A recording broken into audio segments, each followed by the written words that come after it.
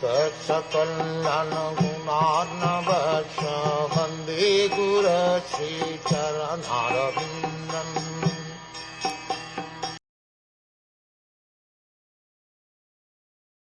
Vidura also heard from Uddhava about the appearance and disappearance of Lord Kṛṣṇa, the Supersoul, in the mortal world, which is a subject matter sought after with great perseverance by the great sages. The subject matter of the appearance and disappearance of the Supersoul, Lord Sri Kṛṣṇa, is a mystery even for the great sages. The word Paramatmana is significant in this verse. An ordinary living being is generally called the Atma, but Lord Kṛṣṇa is never an ordinary living being because he is Paramatma, the Supersoul. Yet his appearance as one of the human beings and his disappearance again from the mortal world are subject matters for the research workers who execute research work with great perseverance.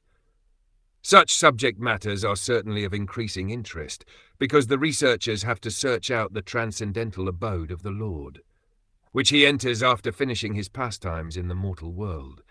But even the great sages have no information that beyond the material sky is the spiritual sky, where Sri Kṛṣṇa eternally resides with his associates, although at the same time he exhibits his pastimes in the mortal world in all the universes one after another. This fact is confirmed in Brahm Samhita, Goloka eva nivasati akilatma bhuta.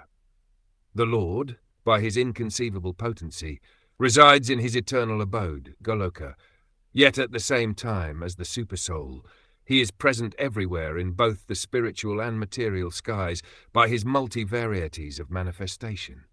Therefore his appearance and disappearance are simultaneously going on, and no one can say definitely which of them is the beginning and which is the end.